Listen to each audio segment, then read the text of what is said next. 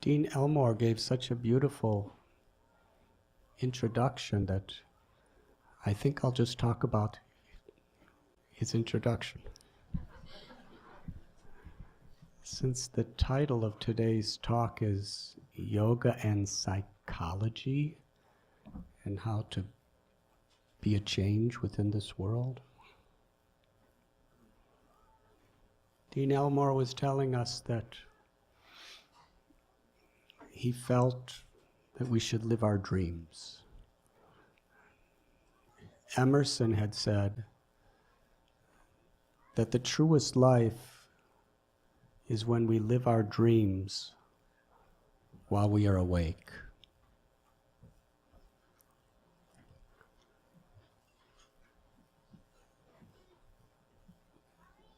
And that is not a matter of circumstances that happen within this world.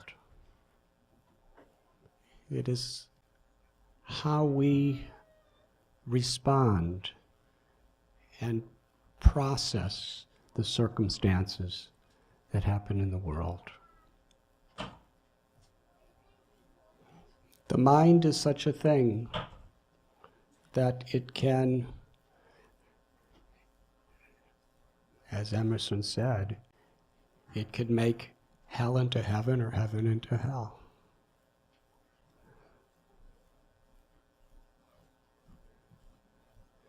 Now, psychology, as it is studied in universities, is a great science to give stability and a deeper sense of real insight to the mind.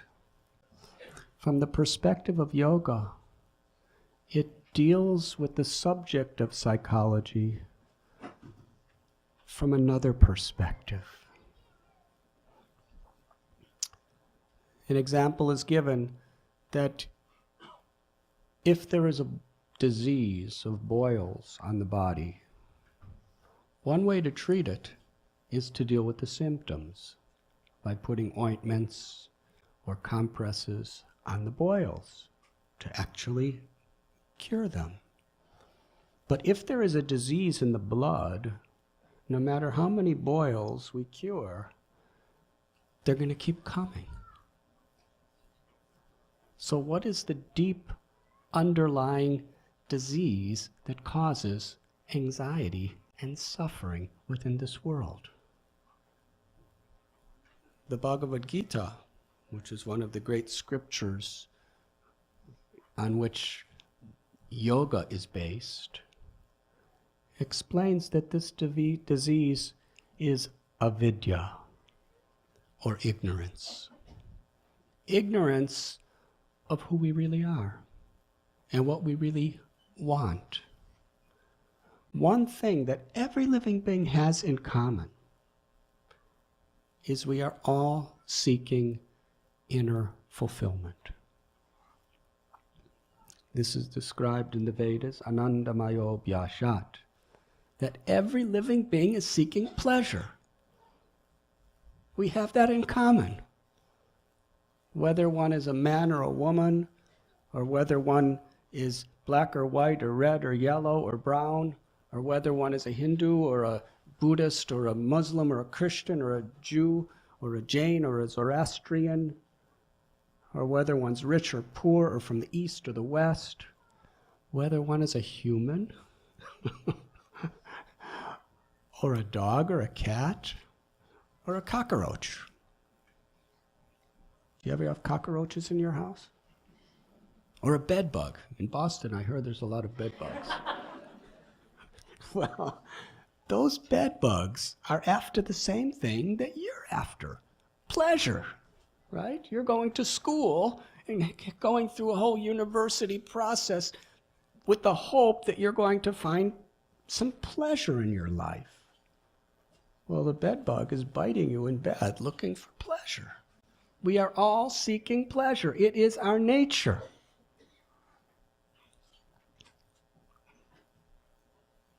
Now, for us humans, we understand this. There's pleasure of the body, there's pleasure of the mind, And then there's pleasure of the heart.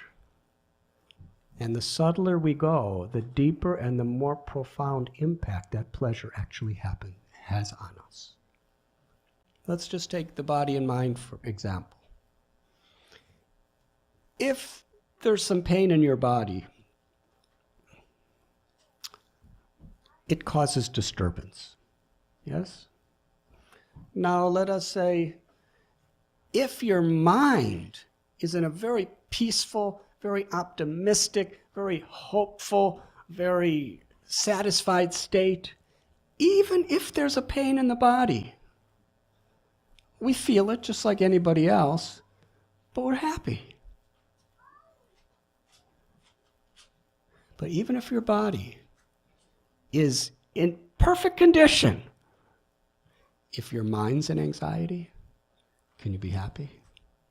So the power of the mind is much stronger than the power of the body to be able to either give us happiness or distress.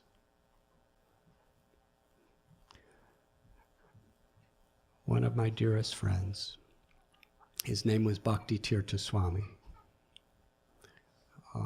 Actually, this book I wrote, I'll tell you why I wrote the book, and then I'll get back to the psychology stuff. Bhakti Tirtha Swami was an African American who was born and raised in the ghettos of Cleveland, Ohio. And in those days, in the 1950s and 1960s, if you're African American, if you're born in the ghetto, it's 98% chance you're going to live and die in the ghetto.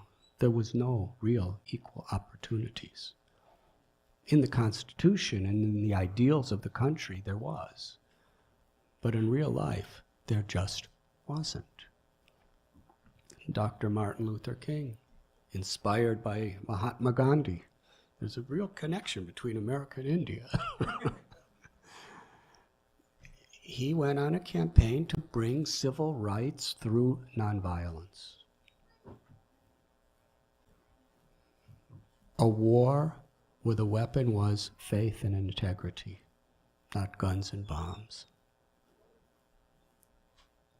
Wars against injustice. He told me when he was a young boy in school, every male carried a gun, loaded. Not a toy gun, a real gun. Otherwise, you can't survive. But he came out of that situation because he had hope. He had so much hope, he had so much optimism, and he had so much faith that there was a higher power that could bring him up. And eventually, he got a full scholarship to Princeton University. He did hard work, but it wasn't just his grades. It was his personality. He attracted people to want to help him. And he was a civil rights leader in Princeton University. And ultimately he graduated. And then he became a very, very deeply spiritual person in same tradition as myself, the Vaishnava or Bhakti tradition of India.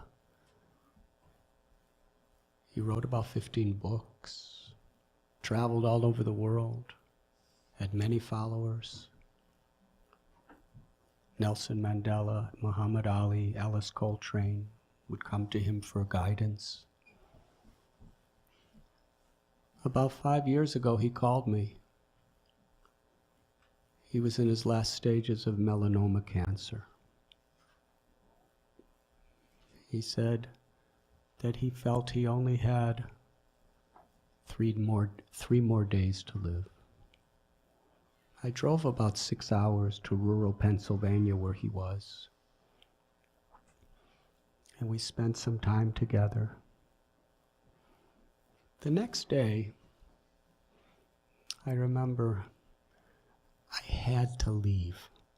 I had lectures, I had meetings, and they were set up long in advance, and they were really, really serious. I just had to be there. So I went to his room to say goodbye to him, But before I could say a word, he said, "I want to die in your arms. Stay with me." I said, "I'm here. As long as you live, I'm here at your bedside." I canceled all my meetings. Anyways, he stayed around another 8 weeks. And those were some of the most meaningful days of my whole life. And I remember one day he was in his worst state as far as physical condition.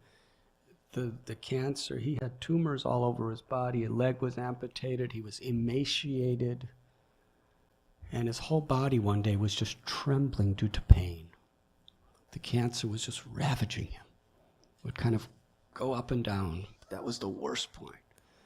And I was at his bedside, we put him up on a chair to sit, and I was trying to talk to him, and I could see he wasn't able to focus. So I started chanting these beautiful mantras of God's names. And suddenly, he smiled.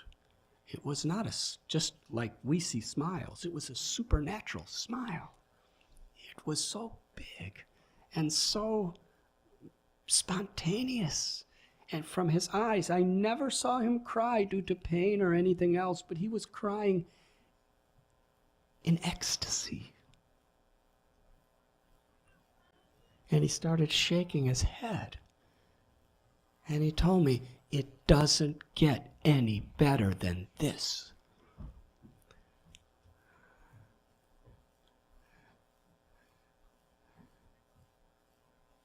And he said, "I would not trade my position for anyone else in the world, because I am tasting the sweetness of that inner love for God in my heart and God's love for me more than I've ever. I would not trade this position for anything else. I'm tasting the sweetness of God's love and God's name." Now that's really something beyond mind over matter. His physical condition and the pain didn't change, but he was accessing something so deep, so beautiful, and so wonderful that it made the physical condition just a detail in life. In fact, the physical condition helped him to access that. So to learn, to see the opportunity in every situation is a very important part of the psychology of yoga. To access who we really are and the joy that is within us. According to the Bhagavad Gita, there is the body, there is the mind, and there is the Atma, the living force. That living force is what's seeing. Who is seeing through the eyes and tasting through the tongue and hearing through the ears, thinking through the brain? Who am I? The Gita explains that that living force is Satchit Ananda. Najayate mriyate va kadachit. Unborn and undying. It's eternal. And by its own inherent nature, it's full of happiness. And from the yoga perspective, the divine is so closely and so intimately connected because that living force is a part of the divine, a part of God. And this is a universal principle. In the Bible it is said, the first and great commandment is to love God with all your mind, all your words, with your whole heart, mind, and soul. And if one does that, then naturally we learn to love our neighbor as ourselves, because we see that eternal spark, that source of consciousness that is within us, that is a part of God.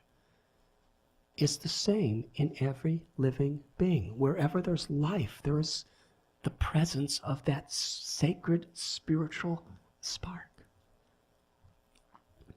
So when we love God, when we know ourselves, we actually see every living being as our brothers and our sisters.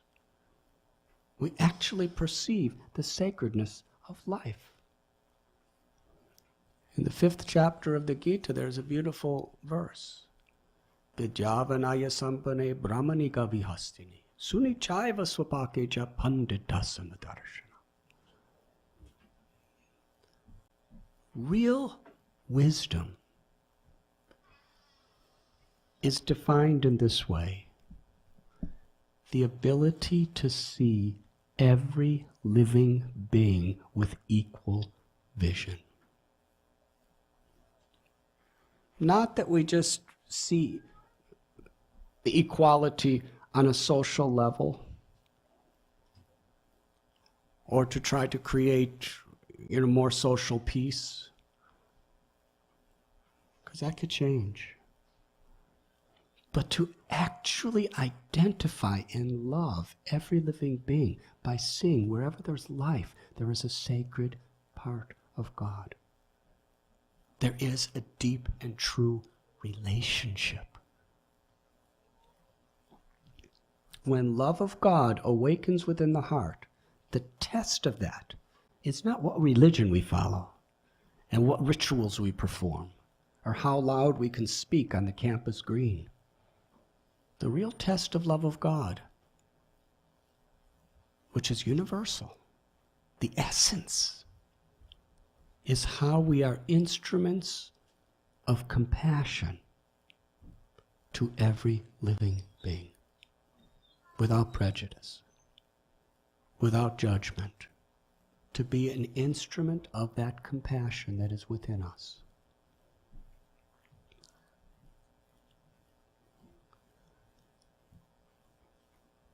That fulfillment that we are all looking for, from the cockroach to the Queen of England, and everyone else in between. It's love. The most fundamental need for all living beings is to love and be loved. Nothing else can give satisfaction to the heart. And that love is our nature. It is within us. It is who we are. And it is our greatest potential. To access that love is the essential purpose of every great spiritual path. Why are we not experiencing it? Why are we so afraid of death when we're eternal? Why do we hate when our nature is to love? It's due to this avidya, or ignorance, the root cause of suffering and problems. We have forgotten who we are. The next question, why have we forgotten? Now we can speak from that subject from many different perspectives, but from a very practical level. It's because the mind is so full of dust. The mind is considered a mirror. We, the soul, are seeing life through the mind while we're living in this embodied form. Now, the purpose of the mind is to reflect who we really are. And actually be a medium the mind is a medium by which the grace and the love of our soul can manifest within the world for the welfare of all beings. But if the mirror is covered with layers and layers and layers of dust and dirt and debris, what do you see? The dust. And the dust in this sense is all of our attachments, all of our misconceptions, all of our aversions, all of our fears, all of our temptations, and essentially our ego. Our ahankar. But if we cleanse the mirror then we can actually see ourselves. The Bhagavad Gita tells that for one who learns to control and clean the mind is your very, very best friend. But for one who fails to do so, the mind is the greatest enemy. The Gita and the Bhagavad explains there's really no other enemies except our own mind. Booker T. Washington. He was a slave, emancipated slave. When he was about 9 years old, he was working hard labor. Prejudice, persecuted. But he was just so positive in his spirit. He came out to be a founder of an institution. He got scholarships and such tremendous impact he had in the world. There's one statement he made that really moved my heart. It's what we're talking about. He proclaimed, "I will not allow any man to belittle and degrade my soul by making me hate him." I'll repeat that. I will not allow any man to belittle my soul by making me hate him. He refused to hate, even though he was hated. His perception. He was seeing life from a different perspective. He was seeing life not as a reaction to what's happening outside of us. He was seeing life from a realization that he found within himself.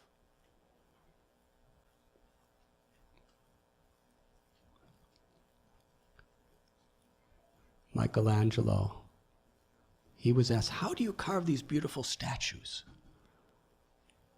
He said, "When I see a crude block of marble or stone," he said, "I see the finished product of the statue. From the very beginning, I see it right there. And then all I do is I just chip away those things that obscure it." Life is so much according to our perception, our vision. These are very practical, historical explanations of how people trained their mind. We've all heard the story about you can see the glass as being half empty or half full. You could complain that it's half empty, or you could rejoice that it's half full. It's the same thing. The reality is, in this world, we have a little bit of control over some things, but we really don't have much control over everything. I was recently talking to my father on the phone. He's 87 years old. I called him to wish him happy birthday on November 13th, just 3 days ago. He said, "I don't feel like I'm 87, but I'm 87. And he was talking, he wants to come to India in January. And he was saying how, if only I was younger, I would love to just come, so much. I love your people there so much. So old age is not within our control. We have to get old. Sometimes we have to get diseased. And sometimes people just don't treat us the way we want to be treated. And sometimes things just don't happen the way we want them to happen. There's some control we have, but ultimately we don't. The nature of the world is it's created in duality, success and failure, honor and dishonor, pleasure and pain, happiness and distress, health and disease. And these dualities are like two sides of the same coin. You just can't take one without the other. They're going to happen. But one thing we do have control over is how we're going to interpret it and how we're going to respond to it. Are we going to respond to hatred with love? Or are we going to respond to hatred with hatred?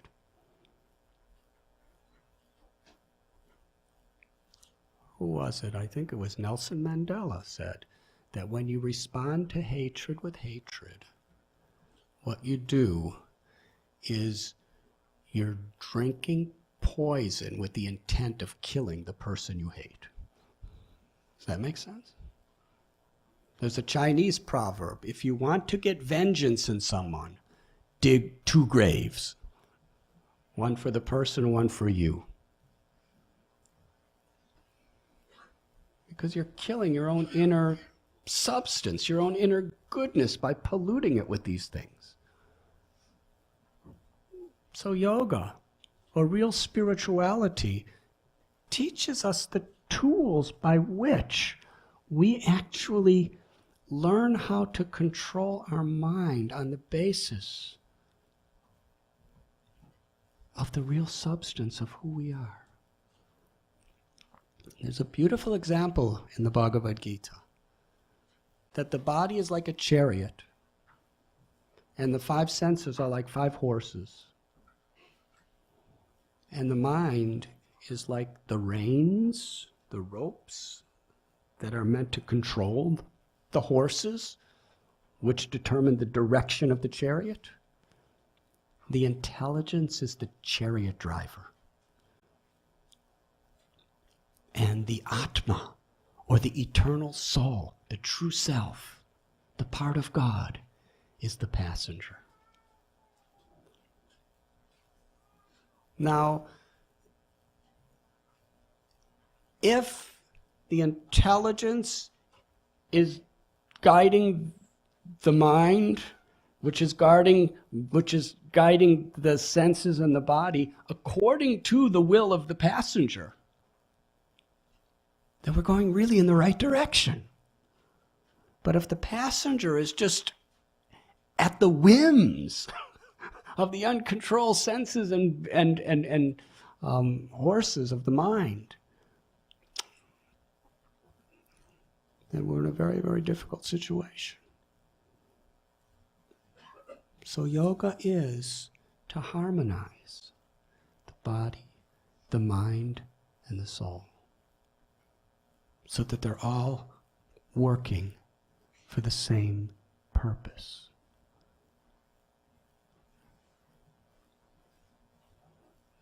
And this is the greatest need. Spirituality, religion, yoga is not about changing our faith. It's about changing our hearts. It's not about changing our occupation. It's about changing our motivations. It's about accessing the great wealth, the great treasure that is within us. But the mind is like a wild monkey. How many of you have been encountered by monkeys? Please raise your hand. Krishna, in the Gita, it explains, yato yato nishchalati manaschanchanamastheram. It means this mind is so unsteady and fickle and just roaming here and there and everywhere. I read a statistic that the mind has an average, for a human being, whoever you are, 60,000 separate thoughts every day.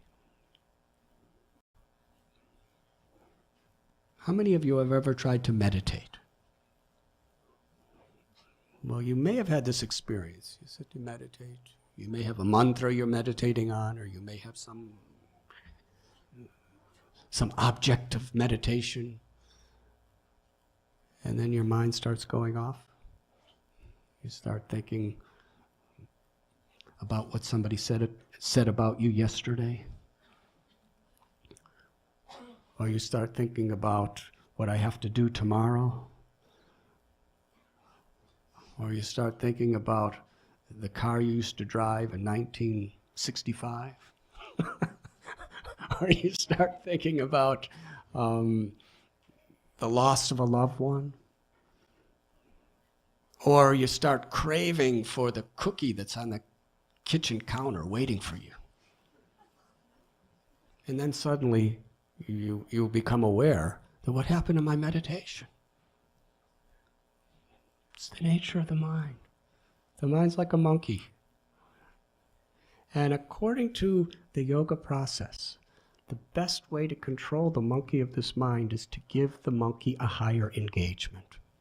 When we experience, like my friend Bhakti Tirtha Swami, when we experience something higher, something deeper than all these flickering little dualities that come upon us in this world, then we become steady. Some years ago, my mother and father came to India to visit me. And outside of Bombay, I took them to a place called Elephanta. It's an island. It's about a 40-minute boat ride from the gateway of India on a ferry. Took my mother and father. It's the first time they were in India. And it was a culture shock for them, but they didn't know what was about to happen to them. So, they were just seeing poverty and colors and music and smells and flavors that they never experienced before. And they were actually, really trying to understand it all. And then we got off the boat and we started walking through this forest toward a cave where there's an ancient statue. And as we're walking through the forest, a monkey jumped out of a tree and stood right in front of my beloved mother,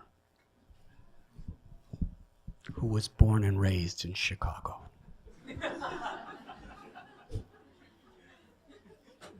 The first thing this monkey did is showed his teeth, the sharp ones. Next screeched, and looked at my mother with such wrath in his eyes, his green eyes. My mother was culture shocked. She went, ah!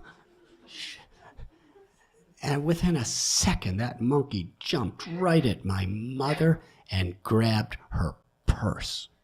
There was a tug of war between the monkey and my mother over this purse. And my mother was pulling, and the monkey just, as he was pulling, he wouldn't let go. He just looked at my mother and showed teeth again and was just about to jump right into her face, and she got all scared and let go of the purse, and the monkey ran off with the purse, ran about a half a block down, climbed to the top of a tree. Now, not only was it culture shock for a lady who was spent so many years in Chicago suburbs, but within her purse was my mother and father's passports, airline tickets, because in those days there wasn't email stuff tickets, all their credit cards, and all their money for their whole trip. Everything was in that purse. This was a major problem. And my mother was beside herself in grief, and she told my father, everything we have is in that purse, all our money, our passports, our tickets. What are we going to do? The monkey stole my purse. And they looked at me like, you're the one that invited us to this place. So, from my experience in India, I happened to see a little ways down, there was a person selling fruit just sitting on the ground with a little blanket and fruit on the blanket. And I ran over, and I didn't have any money, and my parents had no. The monkey had all the money. So I borrowed a banana, and I ran over to that tree, and the monkey was way up there, and he started looking inside the purse, and he was going to eat everything. I don't know what he was going to do. So I took the banana and I aimed really as good as I could, and I threw it toward the monkey. And the monkey saw that banana coming toward him, And in order to catch the banana, he dropped the purse. And I quickly grabbed that purse, and that monkey couldn't care less. He had his banana. He was peeling it and eating it and totally happy. And I brought the purse back to my mother, and she was really proud of me. I've never seen her so proud of me. When I came back to America months later, all my relatives and friends, and they were all talking, you saved your parents from the monkey. They're so proud of you. Anyways, my mother, the first thing she said was, pay the fruit vendor for the banana. I forgot all about that, but mothers are there to remind us. But I was meditating. The mind is like that monkey. The way to keep the mind from causing so much trouble in our life is to give the monkey of the mind something higher. Something that's really fulfilling and satisfying to it. Then it doesn't have to go and start having illicit relations, and it doesn't have to go and, be a victim of greed and arrogance and anger. If you have something higher that you experience, and that higher thing is within us. In the Bible, there's an explanation that you should build your house on solid rock, not on shifting sand. Because if you build it on shifting sand, a storm comes, it's going to fall. If you build it on solid rock, any storm comes, and it's going to stand. So what is our mental foundation? If we build our foundation on deep inner satisfaction, then the inevitable storms that come in our life cannot really disturb us. We deal with them with a clear mind. We deal with them with integrity and with character. With love.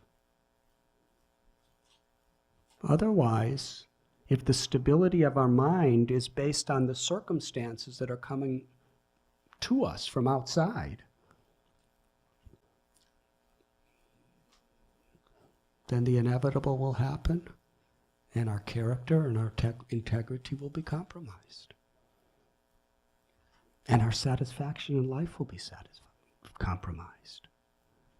So we're all looking for fulfillment. We're all looking for love. Yoga. And from this perspective, in the broader sense, yoga is, in Sanskrit, that which harmonizes, reconnects us with the divine within. That is the meaning of yoga. And interestingly, religion comes from the Latin word religio, which means to bind back. To reconnect us with the essence, with the love that is within us. And when we do that, we have a strong spiritual foundation that whatever may come in this world, we deal with it with integrity to make real positive change. Dean Elmore was talking about how much he loves stress. Now that was a unique perspective, but as far as I could see, Dean Elmore, you're a yogi. Because that's what yogis do. They love stress. Because they see the opportunity to grow in stress. Because it's there. If we manage stress properly by having a clear mind, then it helps us to grow. If we don't, it can cripple us. Common examples. An athlete. An athlete needs stress to grow. A weightlifter, there's resistance, right? He's lifting weights. If the weights aren't heavy enough, he's not going to become any stronger. But if he doesn't, if they're too heavy and he doesn't know how to lift them, then he can pull all his bones and muscles. But if a weightlifter knows how to do it, through the resistance of those weights, he's getting stronger and stronger and stronger in a runner. When a runner is running, there is resistance, there is stress on the lungs. They're pumping and pumping and pumping. If he knows how to do it properly, he's going to become faster and gain endurance through that process. And a student, there's exams. Who likes exams? Now, some of you do. You yogi students, you like your exams. But I went to school at one time and I didn't like exams. Most people don't because there's stress. You have to cram, you have to study. There's a junction you have to face whether you're going to pass or fail, and it's dependent on how I do on this exam. Stress. But the reality is, if schools didn't have exams, what would really motivate us to go deeper and deeper into the subject? Exams are necessary because they're stressful. And that stress induces us to actually learn the subject better. Now, if we have a good mind, if our mind is in a healthy condition, we know how to manage that stress to grow. Because I know, both in the East and West, there's a lot of students who commit suicide because they can't cope with the stress of studies and exams. That means their foundation is very weak. That means their inner fulfillment and inner satisfaction is not very strong, and therefore the external conditions are affecting them so seriously.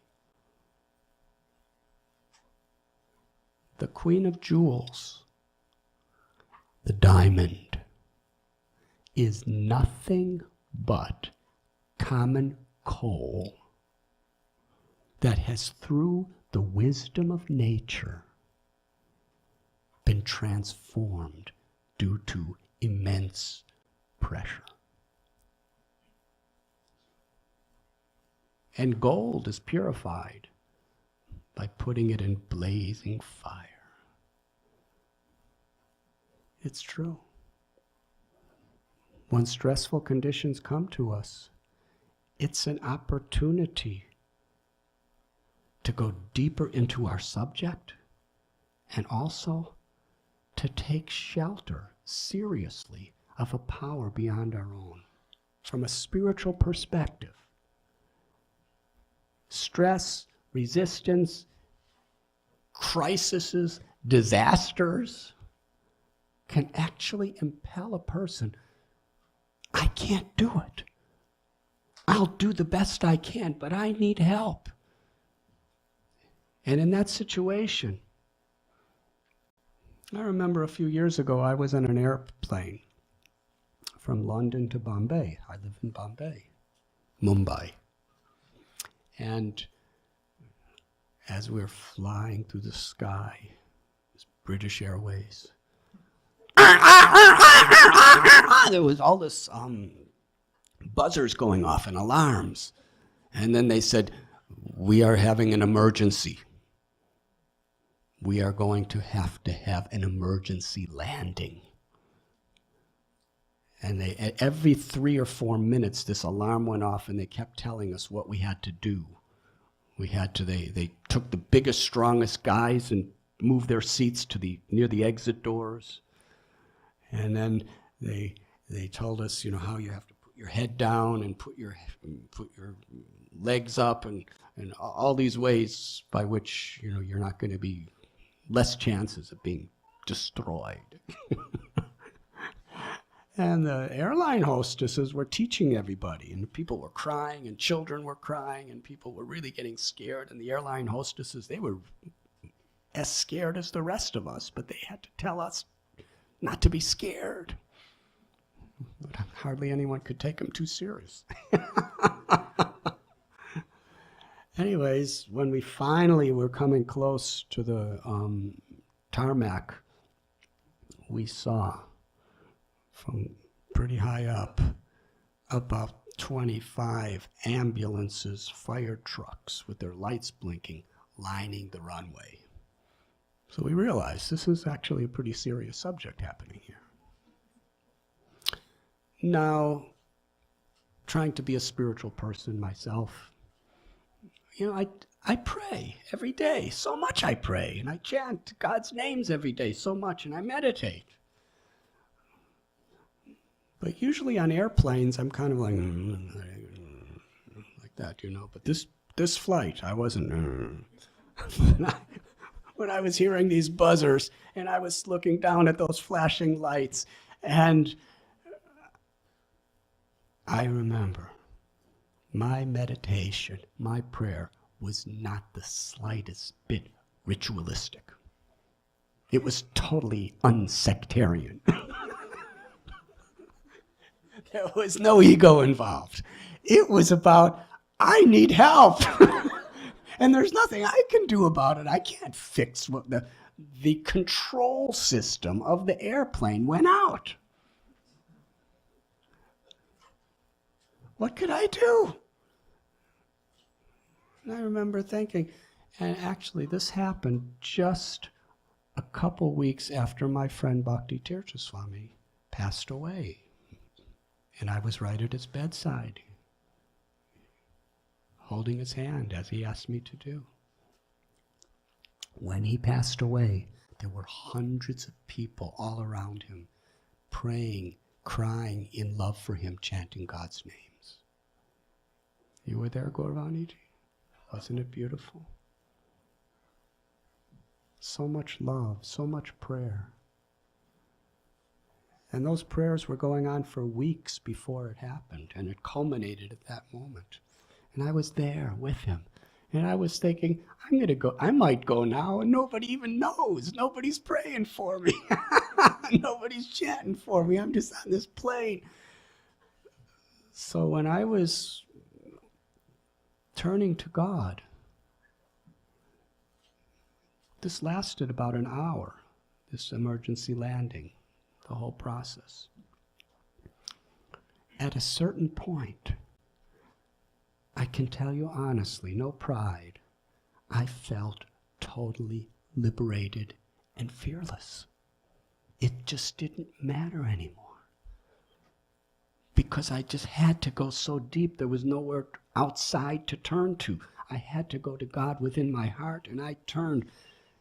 And when I was chanting his names and praying, it was not any longer, save me.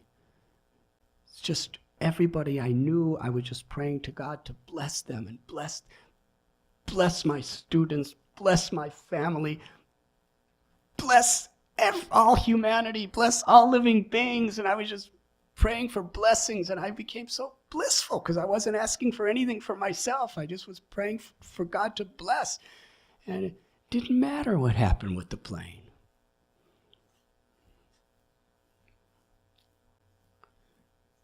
And then I think what they told me we did is we landed on the ground at something like 700 miles an hour or something. But I don't remember exactly, but it was a huge, we landed so fast. He just went, and we were bouncing and bouncing and bouncing. We could, and all the luggage up top, the things were breaking open and luggage was flying down, and babies were crying and people were screaming, and we could hear the luggage below going vroom, vroom, vroom, vroom.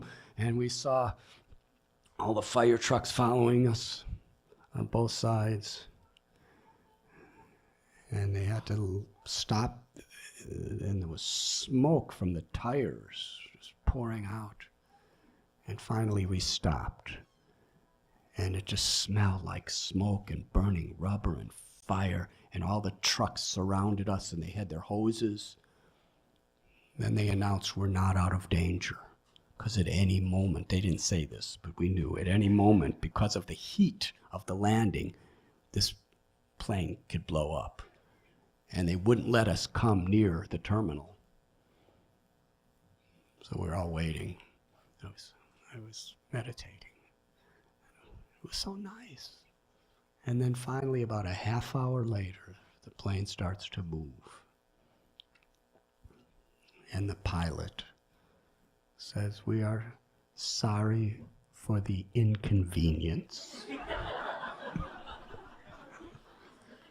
But sometimes these things happen in the aviation technology." And he said, "But we are hoping that next time you fly, you choose British Airways."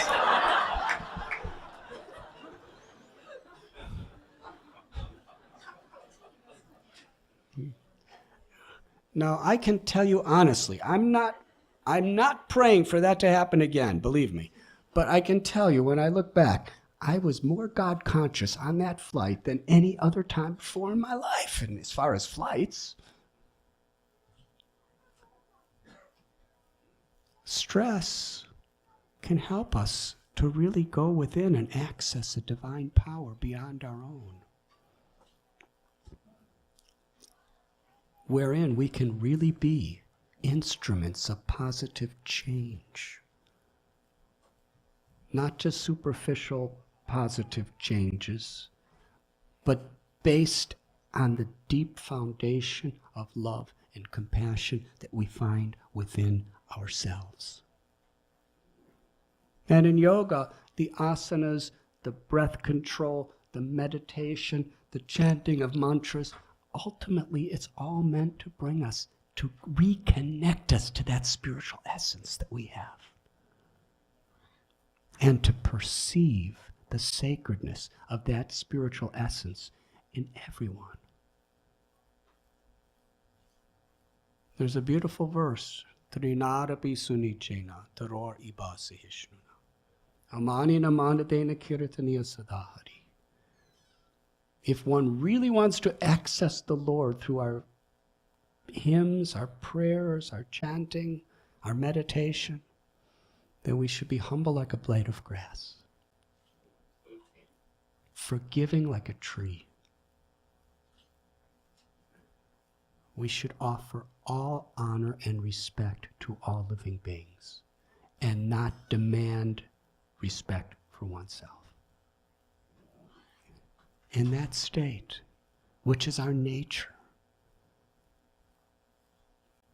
what power can flow through us to create beautiful things within this world? You see, from the yogic or real spiritual perspective, we're seeing things with the understanding that I am, we all are, eternal, divine, parts of God. The soul within us is all beautiful, all loving, and nothing can destroy it. The body and the mind, it's going to be destroyed by nature's course anyway. But as long as we have it, it's a sacred tool. It's a sacred vehicle by which we could do wonderful things within this world.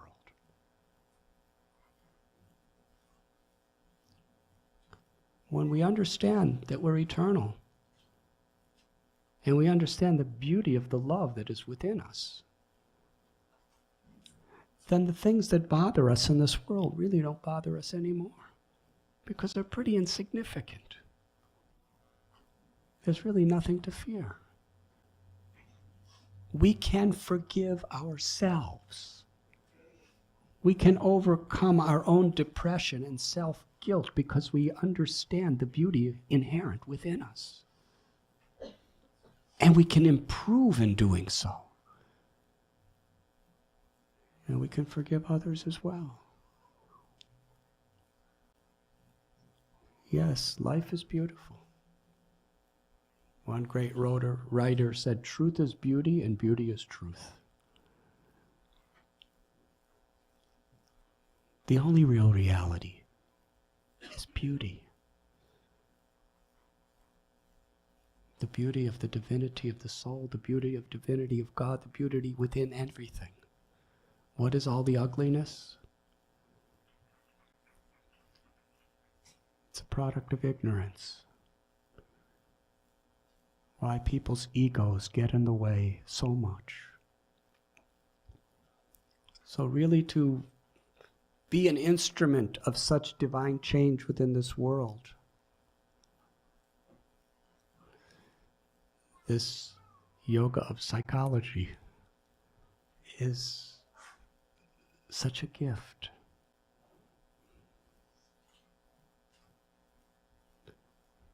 And I've tried to just speak a few words that I was inspired to speak by our beloved Yogi Dean. So grateful that you're here. So grateful to all of you. Would anyone like to ask any questions?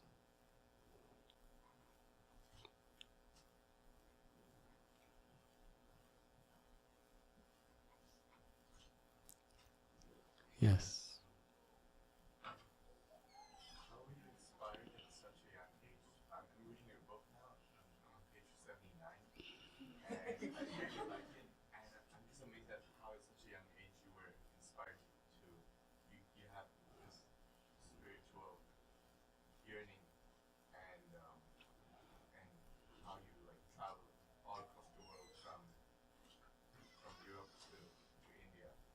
And I mean, it's really hard for someone normal to take that step and to be so daring. How was it for you? I guess I've always been abnormal.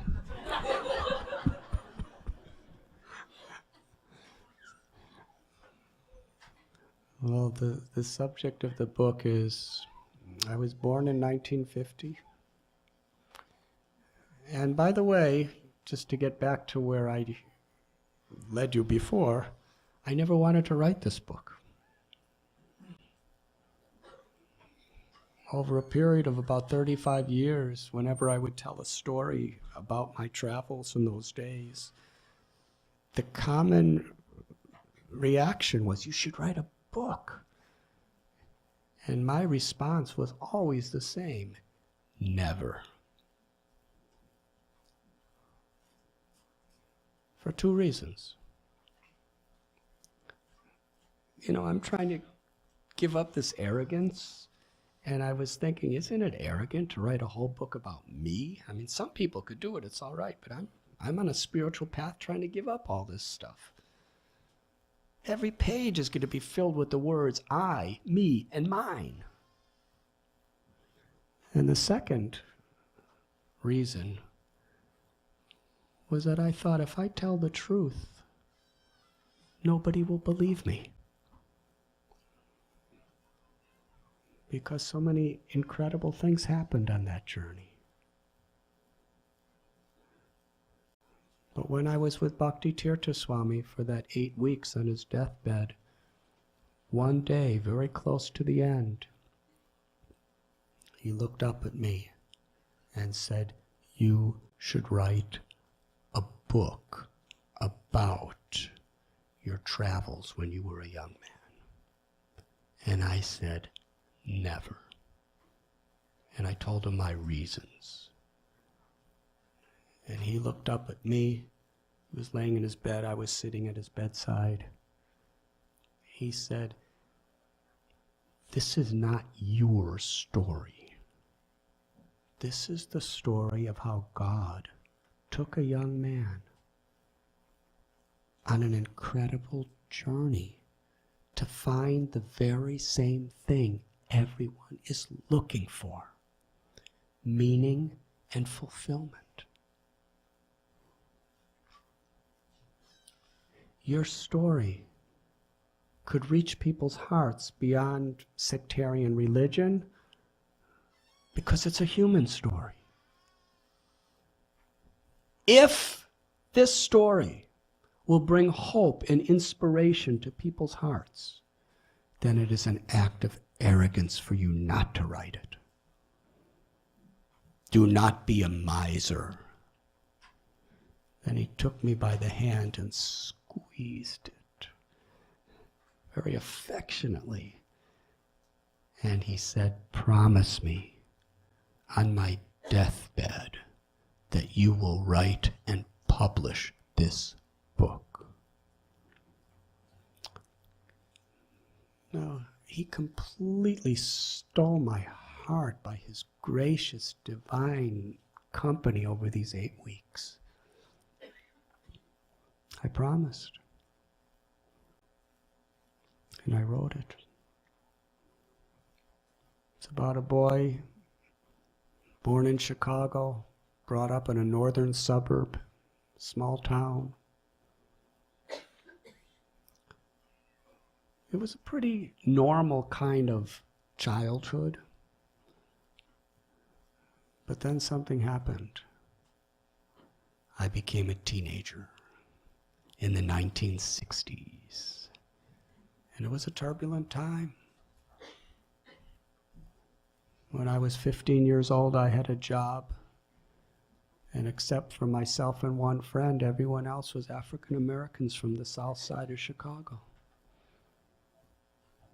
They were all my father's age. They were so beaten down by poverty, and they didn't have a chance. And I love them, and they love me. Why? Why do I get to live, a nice life, and they don't? Because of color.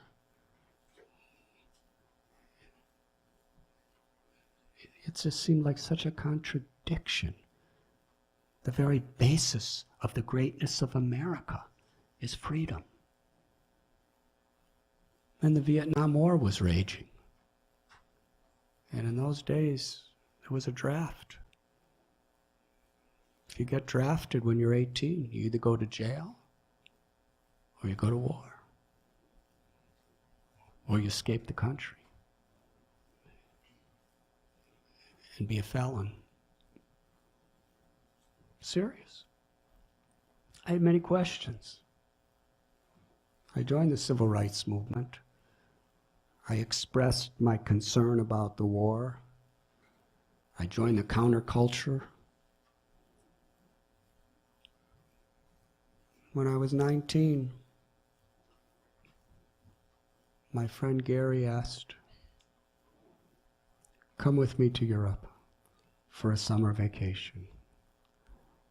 I said, "I have no money." He said, "I don't either. But Frank's going to pay for both of us." Frank was from Cherry Hill, New Jersey. So I said, "He's going to pay for both of us? Okay, I'll go." So we got a flight to Iceland. And because there were no volcanoes at that time, we got to go on a connecting flight to Luxembourg. And I remember the first day Frank got robbed. He didn't have all that much money, because the first night we were in Luxembourg, we all three crammed into this tiny little tent. That was what he could afford to pay. But then he got robbed, so we didn't even have a tent anymore. So he went back, and Gary and I, we were searching. And more, I was coming to the conclusion that the same kind of hypocrisy and shallowness that the counterculture was revolting against was really the same, just in a different package. I really wanted transformation.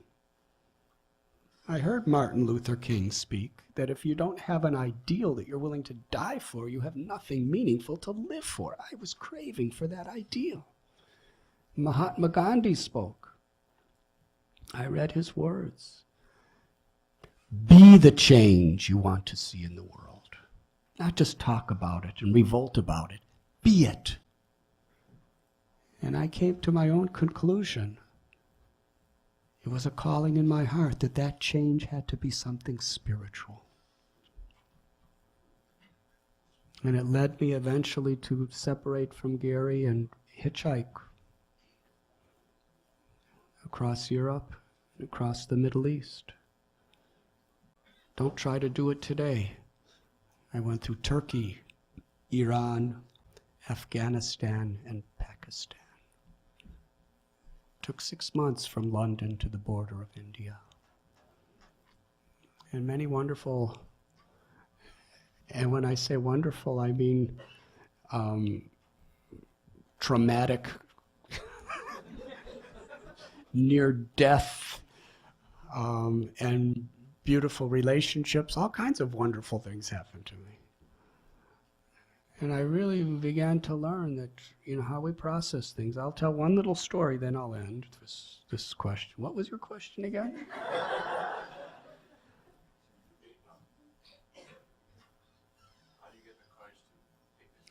How did I get the courage?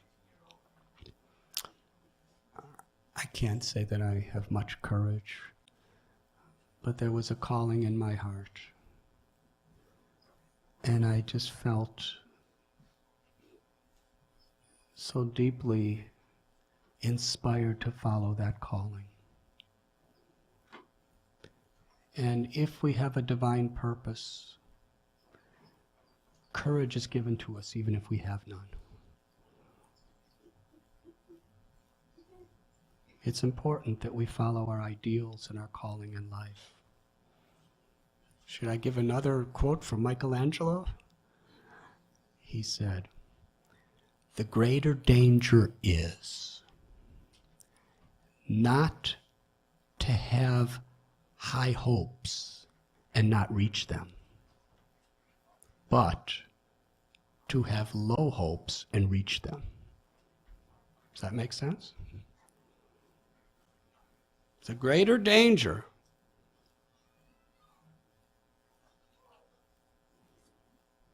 We should have high hopes.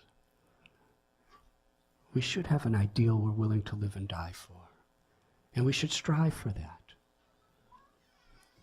And when it has a spiritual purpose behind it, then the courage and the empowerment comes beyond ourselves.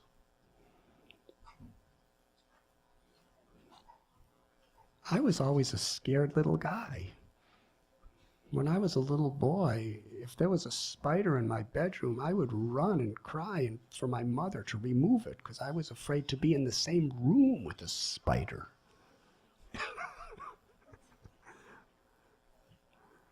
And my mother used to always say, "He's so scared." And I remember one time, my name was Richard.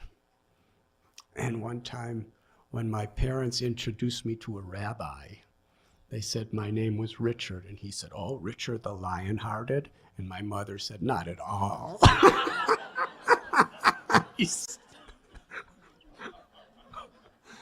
So I wasn't courageous. So many things I wanted to do, I was afraid to do. But if I wanted something strong enough, the courage came. And I remember when I was living in the Himalayas, I was living in one cave. You'll get to this in the book. And it was just a little cave. You want to hear this story? Okay. And it was just a little cave, and I didn't have a sleeping bag. There was no beds in caves. There's no doors. I was just sleeping on a stone, dirt-covered cave floor. And it was night, and I was laying down. And I was going to go to sleep. And then crawling about 4 inches from my face was the biggest, hairiest, scariest spider I ever saw in my life. And he was like lifting his legs like this.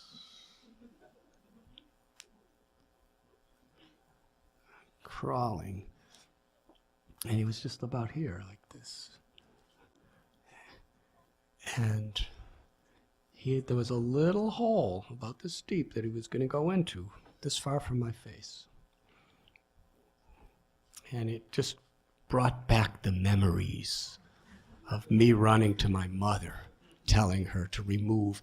And the spiders that I was afraid of when I was a little boy, they were about this big. And this one was about this big. And I was kind of looking at him, because I had a little candle burning. I was looking at him, and I saw his jaws going. I was thinking, God, he could really bite if he wants to. Maybe he's poison, I don't know. And I remember thinking, should I leave the cave and find another one? Should I kill it? Pick up a rock and smash it to death? Or maybe this is God's way of helping me to overcome that fear of spiders. It was a crash course. Now, how to do it? It really works, a change of perception. It's not just theoretical. I prayed, help me grow through this experience. And I realized he's a spirit soul just like I am. I'm looking for happiness in this cave, and he's looking for happiness in this cave too. What makes me better than a spider? He's my roommate.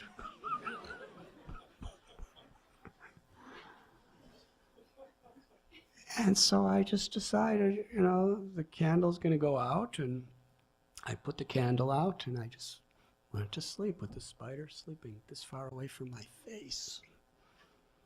And I didn't fall asleep immediately. But I was meditating.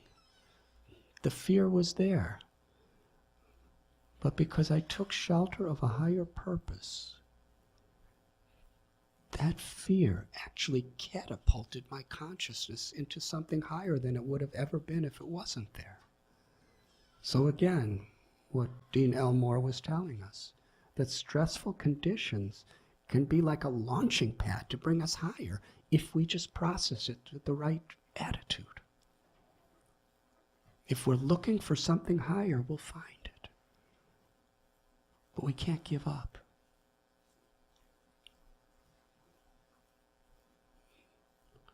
That's failure. What Thomas Edison, he was asked, don't you get discouraged when your experiments fail? He said, they're not. He said, 1,000 experiments fail. I don't consider them failure. I have learned one extra way of how it doesn't work. That means I'm that much closer to discovering how much it works. Failure is not that we don't achieve what we're looking for. Failure is we give up.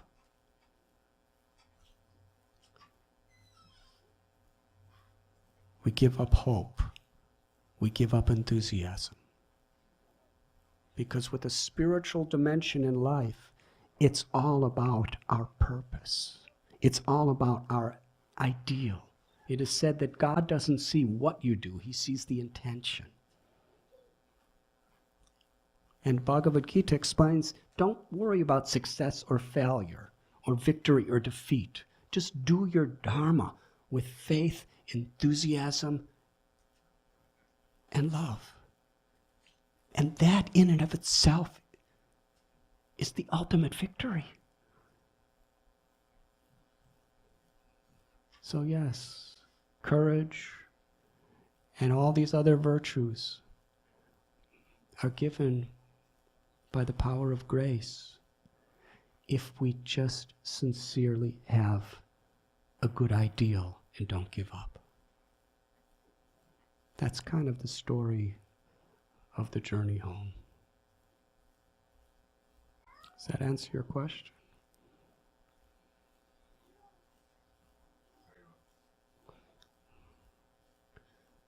Is there any other question? Yes. We'll do her first. I want to say thank you so much. You have no idea how to do this.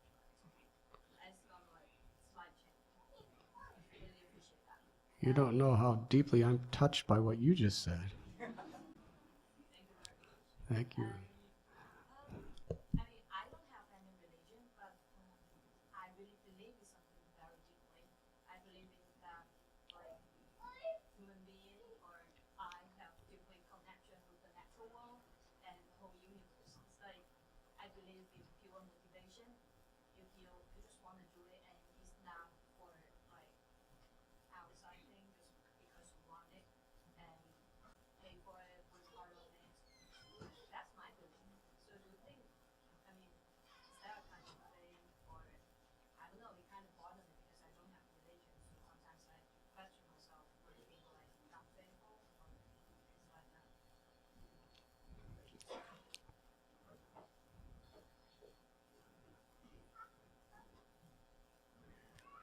You're a beautiful person, and you're trying to do good, and that's beautiful. But at the same time, you know, we believe that there is something very divine and something eternal that is the source of that will to be good that is within us. And to tap into that, we can just do so much more good for the world.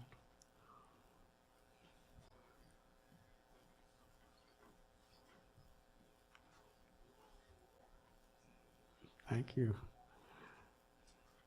And you had a question. Is there any time we should end? Because what time is it?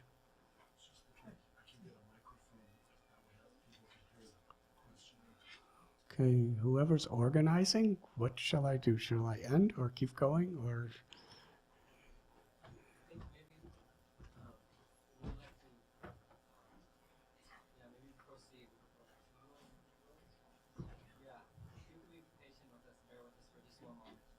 Sure, definitely.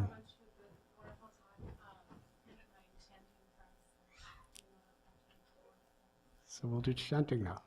Okay, thank you so much.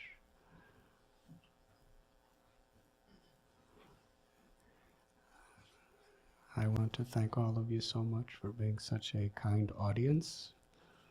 And Dean Elmore, thank you so much for spending all this time with us. And for your beautiful lesson. And thank you. What is the name of your club again? Boston University Holistic Yoga Club. My sincerest gratitude to the Boston University Holistic Yoga Club. Thank you very much.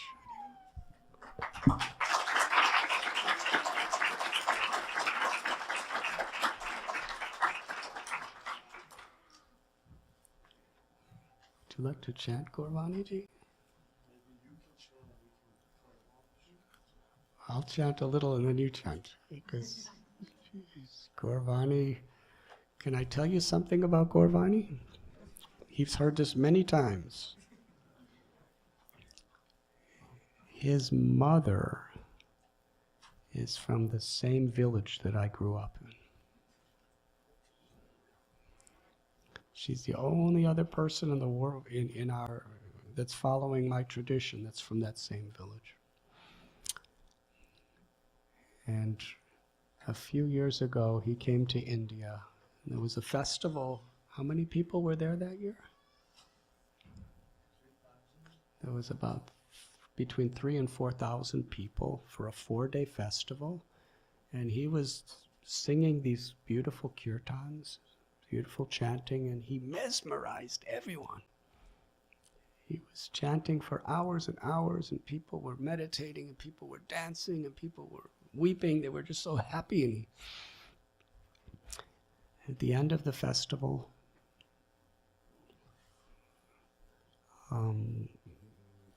there was just, the organizers were thanking people, and I was thanking everyone.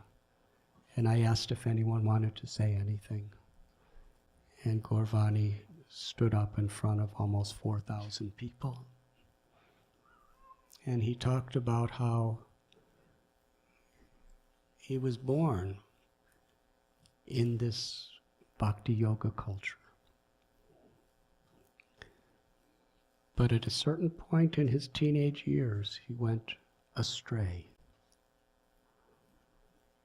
But he said his mother prayed for him. And he became very emotional. And he said, whatever I've done for you, it is on the strength of my mother's prayers. And he looked out into the audience and said, never, ever take, what was your words exactly? He said, never underestimate a mother's prayers. And he had 8,000 eyes with tears in them. And they clapped. This is Gauranga.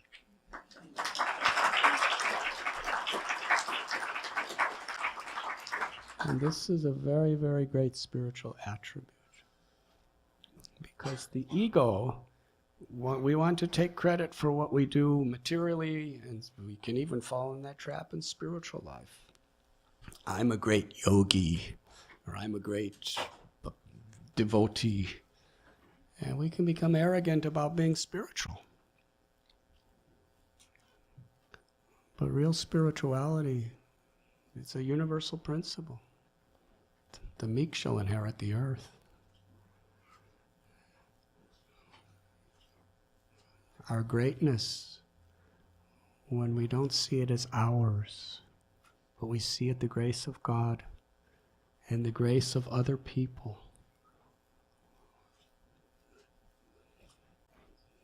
then our greatness, then we can actually be instruments of that grace when the ego's not in the way. So yes, he's one of the most tremendous musicians and one of the most devotional singers, but he takes no credit. He gives all credit to everyone else. And he loves to do that. And that is it's a spiritual virtue that we can actually find thousands of times more fulfillment giving credit to someone else than taking it ourselves.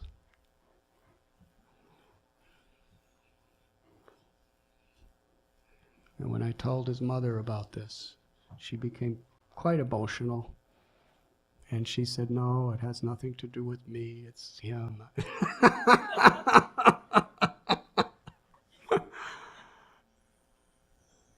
It's a family of saints. So now we'll have some chanting.